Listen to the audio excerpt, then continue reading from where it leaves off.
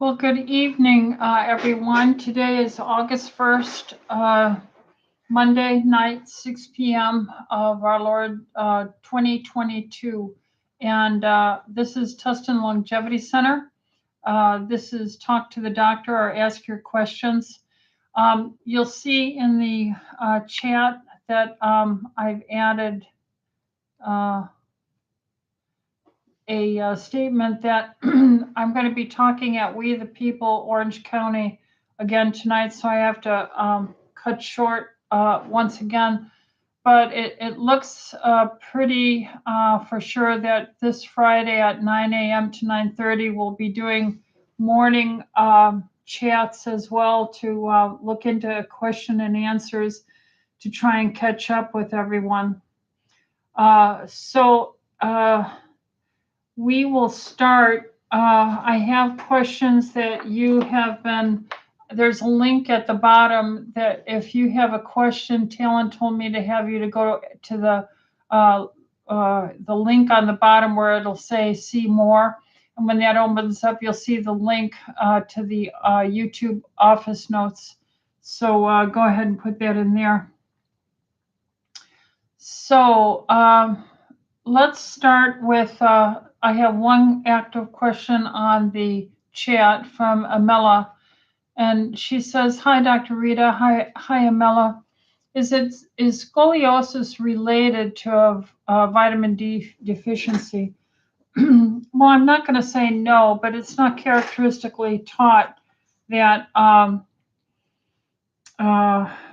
it is a causative agent. Vitamin D is much involved in many various areas of healthy calcium metabolism and bone health. But to say that it is causative, relating into the development of scoliosis, I would have to say no, not in particular, but I think it contributes. And since everyone is pretty much vitamin D deficient, I would say 99% of my patients, when they start, they're deficient. And I don't like the levels that they typically reference between 30 and 60. I like my patients between 80 and 100, maybe even 120. And then I check liver enzymes to make sure their liver can handle that fat-soluble vitamin, and we track them. So there you have it, Amela. The next one is, Constance, I emailed questions, so hope you received it. Well, let me see if I see it here. Here it is, Constance. Do thyroid hormones affect constipation? What, if anything, should be added to water for enemas? Are colonics good to do, and does TLC offer this? We don't offer colonics. I am not against colonics. And I do try and learn over the many decades that I've been doing things. I've done a colonic, I've done chiropractic, I've done hyperbaric oxygen, I've done so many alternative acupuncture, I've done Bach remedies, essential oils. And so with what I find on colonics is that it really has not changed much, unless you're someone who does it once or twice a week on a very regular basis. I would say those people who do it on a regular basis usually come back saying that it's helpful with their bowel movements, but I don't see why you should need enemas or bowel movement. Thyroid hormones are supposed to help with the motility and the energy of the muscles to expel the bowel contents. So yes, hypothyroidism is classically associated with constipation. But you could have the hormone, and if you don't have enough iodine, the salt, you may not be functioning optimally. If you don't have enough minerals, magnesium, potassium, you may not function normally. If you don't get soluble and insoluble fibers into your diet, you may not have good bowel movements. If you're eating late and all hours of the day, and your stomach is always having to work, it may not have regular bowel movements, if you don't drink enough water, if you're inactive, and so it goes. So many things are involved in this constance. So I would say, um, uh, hopefully I've answered your questions. If you're going to do an enema, do you add anything to the water? I'm not an expert on enema preparations, so I'm not going to even begin to start suggesting, people have done things like coffee enemas. So I would not be surprised to see that there's minerals in there, electrolytes and stuff.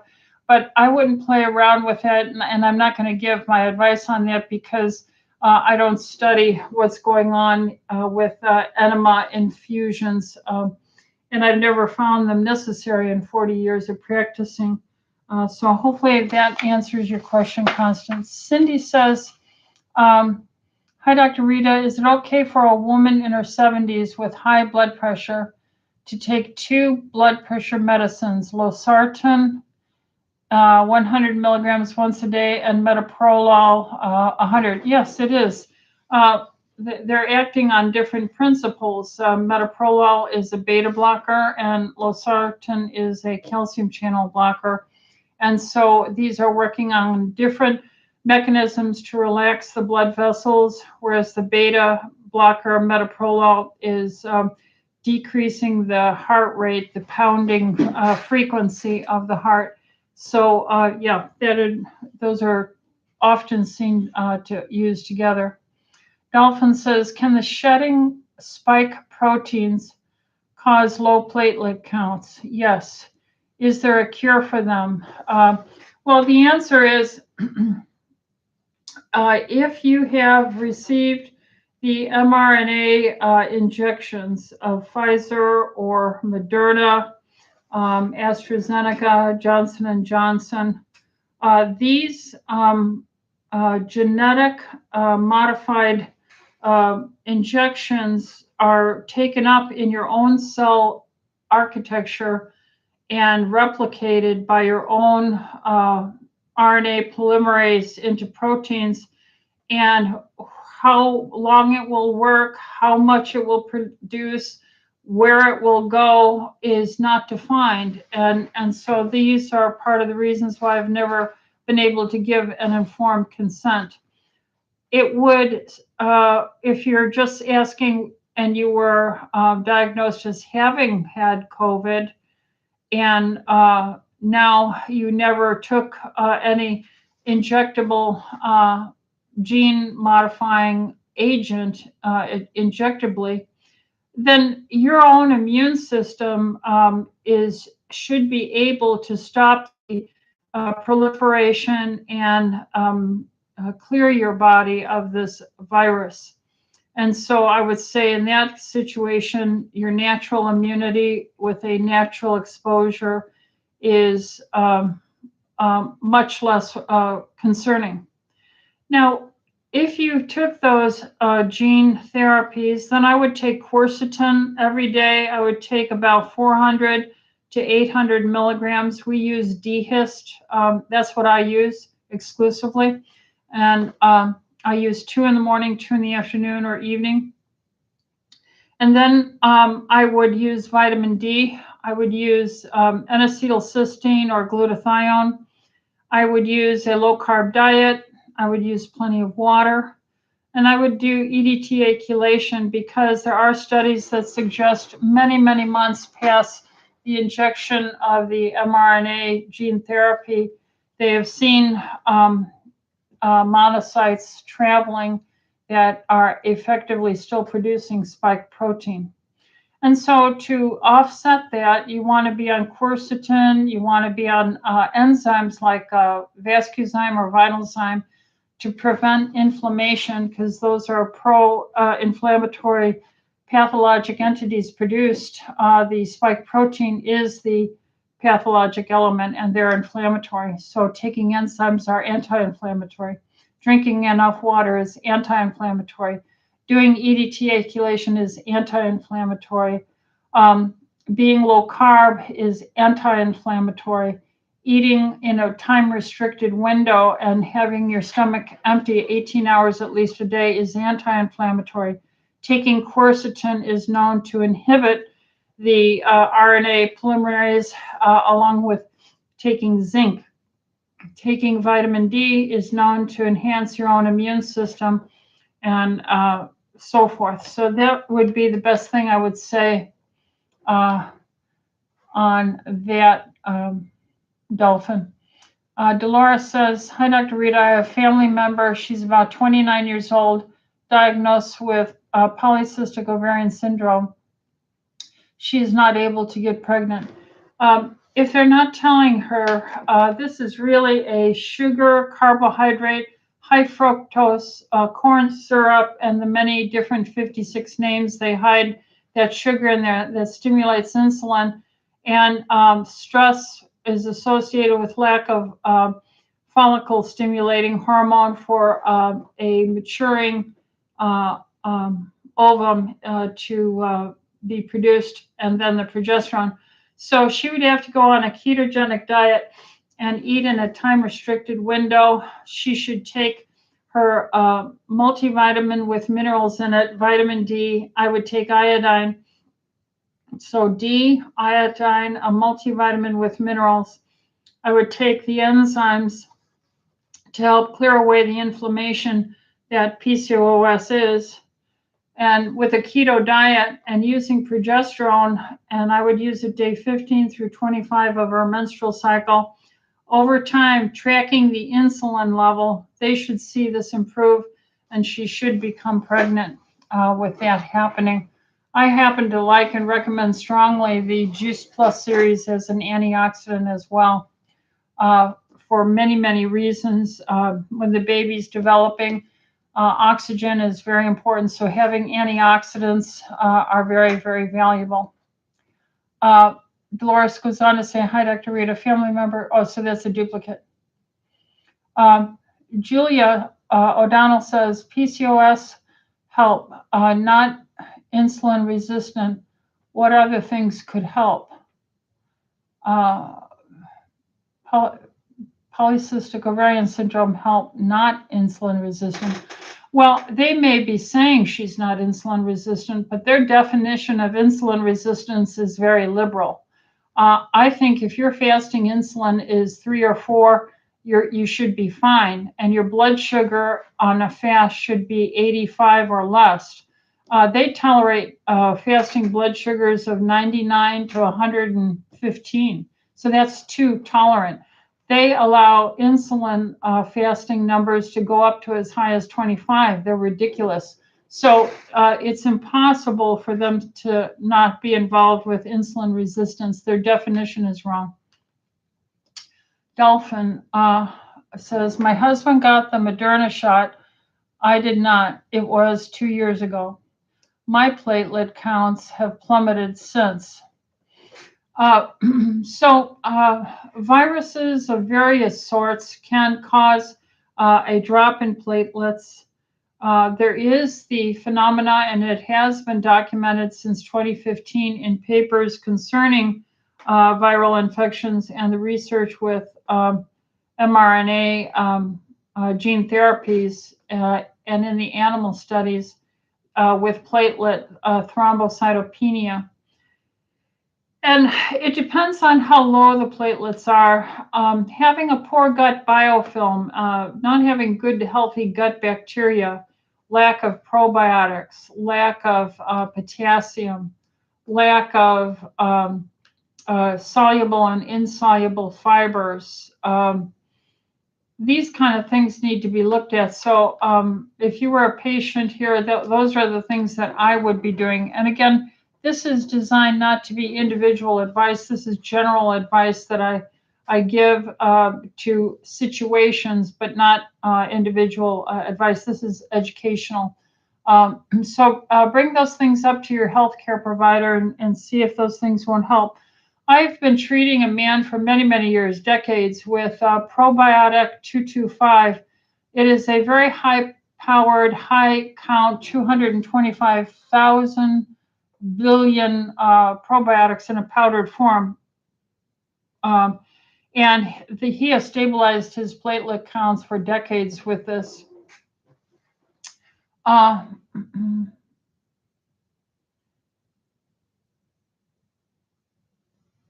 Let's see, Contour Life. What's a good brand to buy mineral packets for water from?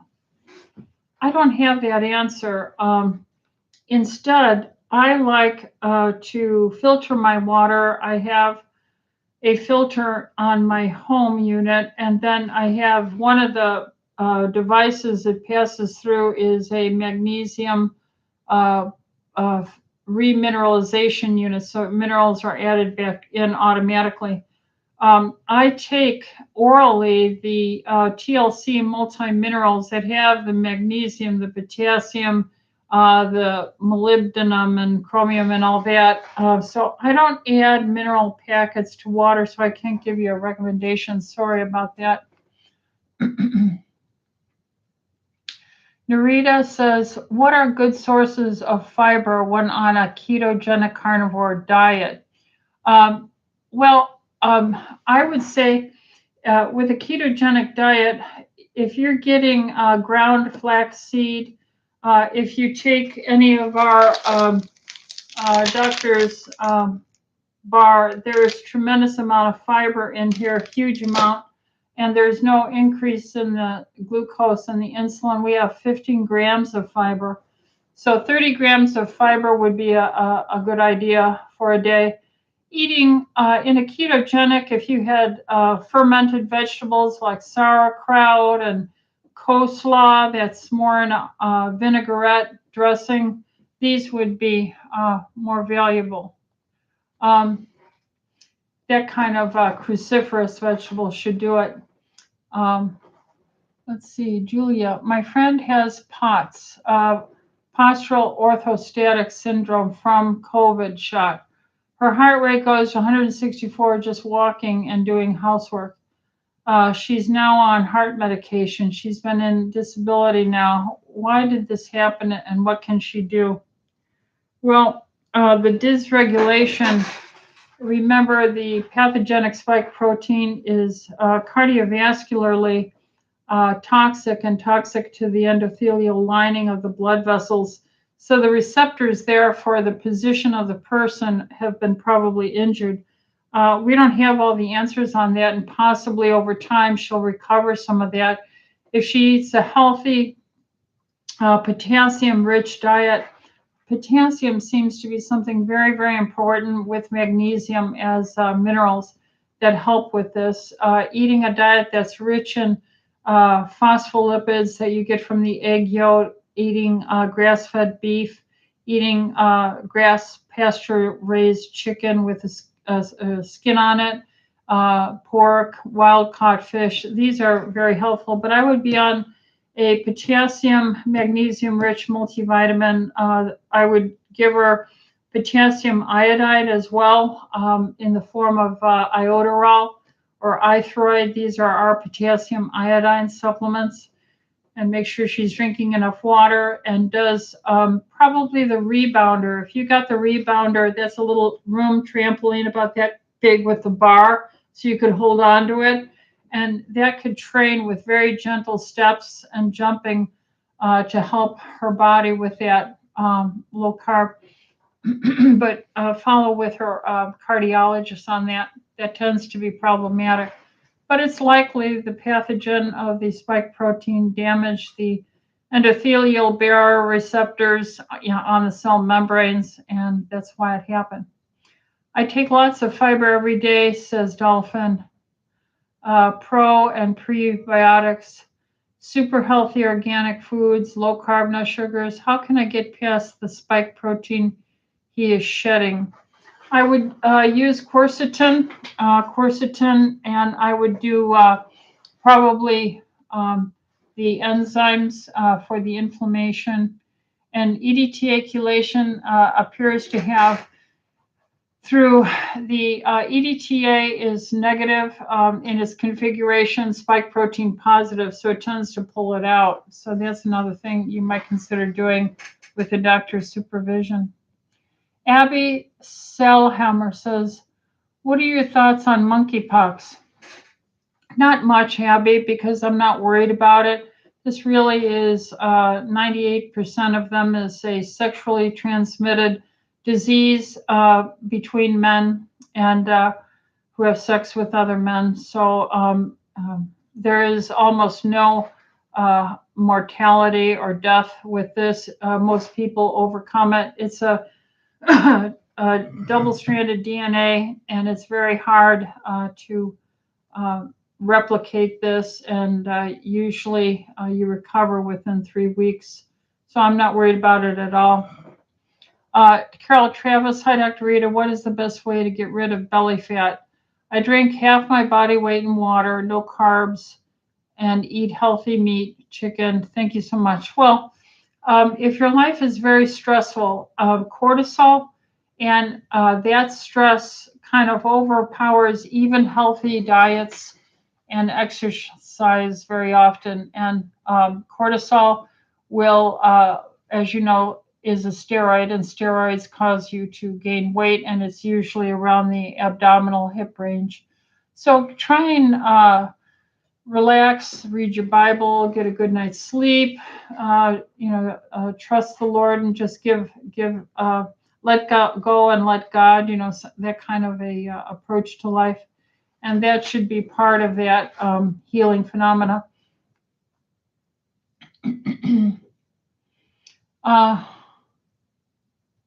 Let's see. Do you recommend the X39 LifeWave patches that can activate your own stem cells through photobiomodulation from the heat of your own body? The answer is yes, Jenna. And there's a lot of research on energetic data.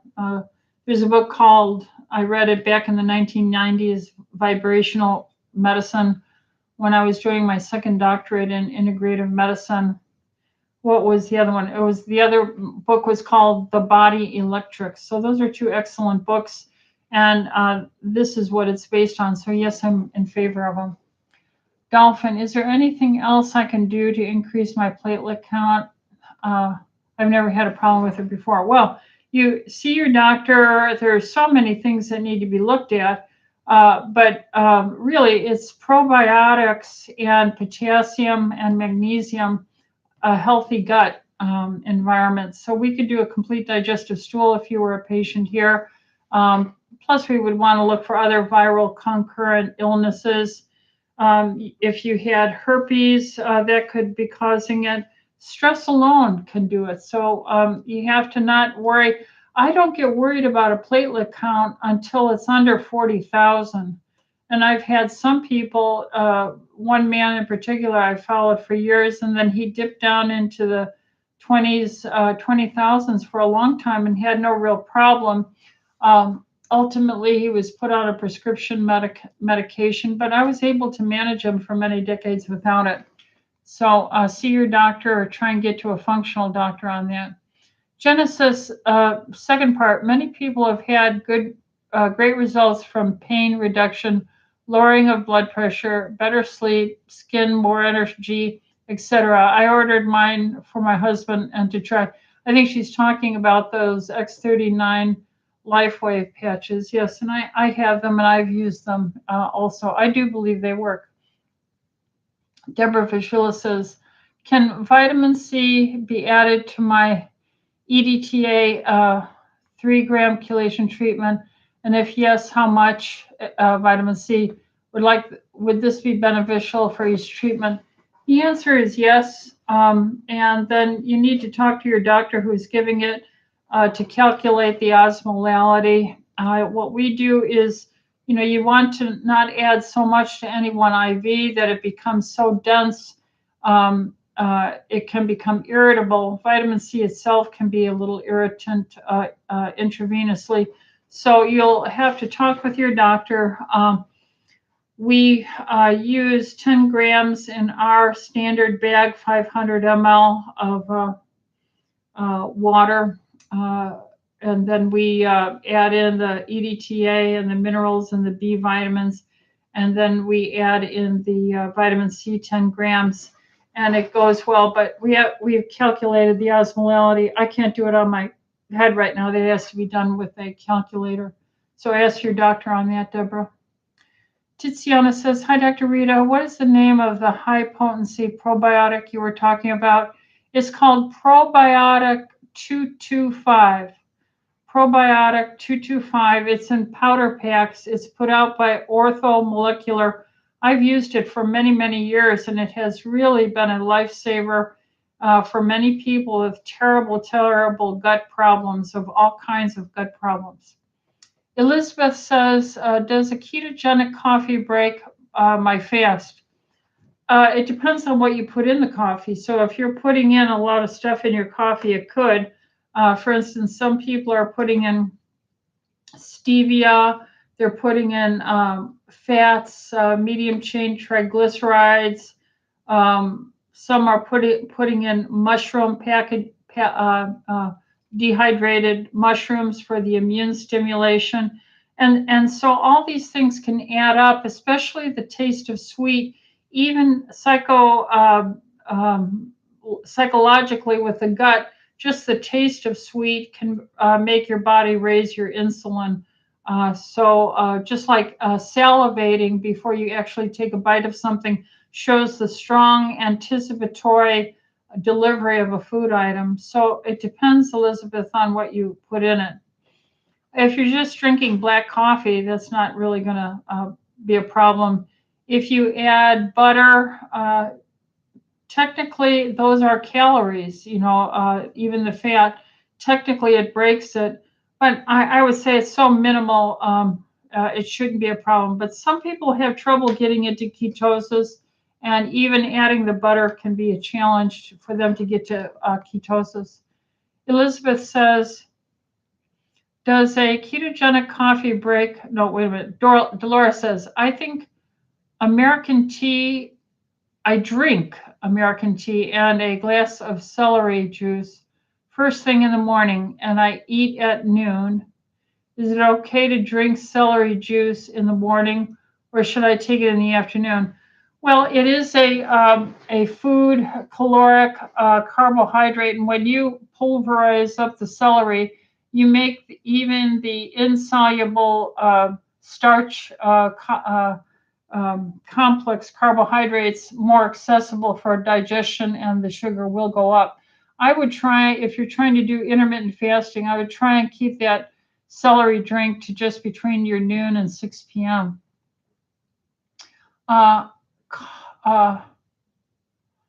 Elizabeth says, I put stevia and full-fat cream. Yeah, so Elizabeth, that's going to have some impact on your ketogenic and reaching ketosis. Yeah. Constance says, what is the TLC prebiotic you recommend with probiotic 225? And do you suggest also a spore biotic? I think Dr. Gundry has a product with all three in one capsule. Yeah, the prebiotic would be something like inulin. That's in artichoke. The prebiotic is in avocado. The prebiotic is in our chicory root, in our TLC energy bar, Doctor's Nutrition Bar. And so, and spore biotics, I think, are also very good. Ours is called Orthospore IG. All right, so I am going to bring this to a close, and I'm going to take a quick look here and see if there's anything on the computer that from the computer questions, at least catch up from last week. JC said, you may have answered this question previously, but do you have any recommendations to regain more of your taste and smell after COVID? I had COVID in 2020 and have regained about 80% of my taste smell, but it still lacks in some areas of smell and taste. Well, I would make sure I'm taking probably 30 milligrams of a amino chelated zinc like glycinate, zinc, picolinate, something like that with it, along with something like potassium iodide. And that would be my recommendation, JC. and we've had success with that. Josie says, I'm going through menopause and doing hormone replacement. I have my thyroid under control and Hashimoto's under control with Dr. Mitchell. I do intermittent fasting, 16 to 18 hours. I exercise 3 to 4 times a week. I take supplements like probiotic, digestive enzymes, DK2, B12, etc. It seems like menopause has put my metabolism to stop mode. I just can't seem to lose my extra 10 COVID pounds. What do you recommend to effectively lose this weight? I've tried keto and it adds more fat than loss of weight. Thank you. Have you ever tried some prolonged fasting? Have you ever gone 24 hours without a meal or 48 hours without a meal? And when you're exercising, are you doing excessive high intensity that could create cortisol stress? I don't know exactly how old you are, but too much heavy exercise can do counterproductive cortisol stress and disallow you to lose weight. On the other hand, I think prolonged fasting is a good direction to aim for. I would monitor my insulin levels or my continuous glucose monitoring and make sure that your blood sugars are in a healthy range. So we're not deceiving ourselves thinking we're doing all these good things, but still we're maintaining a plateau that won't let you lose that weight. Linda says, what's your opinion on the COVID pill called Paxlovid? My granddaughter is going to nursing school in Montana. It's been more than 10 years since her last Tdap, that's tetanus, diphtheria, and pertussis. They are requiring her to have one. What are your thoughts? I think no one should be forced to take any medical therapeutic without the willingness of the person. It's your body. Tetanus is something that is so rare. Unless you're a rancher out on the farm with animals who are walking in their poop and you're fixing the fence and you scratch yourself on a pooped up rusty nail or wire on the fence, it's most unlikely that you'd ever be exposed to tetanus. Diphtheria and pertussis, extremely rare with normal, healthy sanitation, flushing toilets, washing your hands, and so forth. Even if, God forbid, you were to ever get diphtheria, Corynebacteria diphtheria is treated with erythromycin. Pertussis is also treated with penicillin and azithromycin. So I don't see any reason, and the risk of that, if you're a healthy person, is negative. So I wouldn't do it. I have autoimmune disease, rheumatoid arthritis. Should I be taking extra calcium? I don't recommend taking extra calcium in general. It typically gets deposited on soft tissues rather than in the bones and calcifies up ligaments and lipping on the movable joints. So I don't see any value to that, haven't in decades. So no. Maria says, hello, I have 2 swollen lymph nodes behind each of my ears. The one on the left is bigger and more noticeable. My left ear is also bothering me, and I've lost my hearing almost completely. I noticed the lump a year or more ago and lost my hearing 2 years ago. Marina, then you should see a doctor and have yourself evaluated and look at that and get a hearing test and be seen and address this. The patient, with persistent symptoms needs to be worked up. We have post-auricular lymph nodes. You can be brushing your hair, you can scratch yourself, you can get a haircut and it nicks something. And these lymph nodes drain your scalp. And so we can get these lymph nodes on both sides if you pierced your ear or you scratched your ear. And so it's not unusual to have occasionally a posterior auricular lymph node. However, if it's still present in a prolonged fashion, I would say years, prolonged time, and associated with other symptoms, I'm not saying it's related. It's just you have to be seen by a doctor and evaluated, although I don't know of any concerning disease that jumps into my mind as a general practitioner. But with prolonged symptoms, go to a doctor and have that checked out. Ariel says, Dr. Ellithorpe never answered my question I submitted last week about low platelet count. My husband got the 2 jabs, and now my blood work shows low platelet. Can he have shed spike proteins? I think I answered this already, Ariel. And again, I would just remind you, probiotics, quercetin, vitamin D, systemic enzymes on an empty stomach to reduce inflammation, plenty of water, a low-carb diet, EDTA, chelation, all these things would be helpful. And I would see your doctor and address this. Larica says, any tips for managing anemia without taking iron supplements and when diet changes don't seem to help?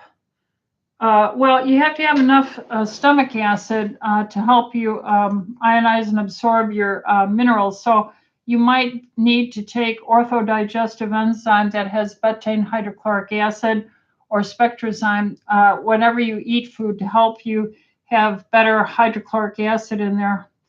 Also, can you offer some ideas for how to support a weak fatty liver? That would be with a low-carb diet. Fatty liver is high fructose corn syrup, alcohol, fructose in these alcohol and all the foods are just wreaking havoc on our livers. Carbohydrates too high. Well, I'm still taking bioidentical hormones, which may not be helping. I wouldn't worry about the bioidentical hormones. I would worry about going low carb. It's always improved with a low carb diet and staying away from juices and fruit and sodas and alcohol and a very low carb diet. And over months, it should improve. And we take alpha lipoic acid, we take berberine, and we see and track the liver enzymes go down and ultrasound. So have your doctor do that. Melissa says, what supplements are recommended for dense breasts? Well, a low-carb diet, but iodine. I would take iodoral, at least 12.5 milligram tablet a day. I would take systemic enzymes as an anti-inflammatory. You might, besides being low-carb, look at how much caffeine you take. Manja says, how do you get rid of a dry cough and mucus from COVID? I had COVID 3 weeks ago, but still have a dry cough and mucus. I would say that that's not unusual, Manja, to have a cough even 3 weeks, a dry cough after having COVID. Sometimes they really don't define long COVID until almost 3 months, 12 weeks afterwards. And so I would just give it some more time. But I would say if in, 2 months you're still doing that, I would be seen by your doctor. All right, so with this, I'm going to call it an end here. I will try and get to Cynthia, Judy, Sharon, Pamela, Val, Neil, Pamela, Jenna, Debbie, and I did Constance and Asia. And I'll do that hopefully if we do this on Friday at 9 in the morning with Talon again, get those started back up once a week that way. But I'm going to go ahead and do the lecture now. And so I'm going to say God bless and take care of all of the TLC Health Freedom Tribe here. If you have a question, go to the link below. And on that link, you can type in your questions for next week. And I will not accept any more of these lectures that are on Monday nights because it's too constricting. But I had forgotten when I committed to this many months ago. And so I want to keep my word. So God bless you all. Take care. And until next Monday night or until hopefully this Friday, check for an email and you'll see if Talon's ready to start this Friday. All right, take care. God bless everyone.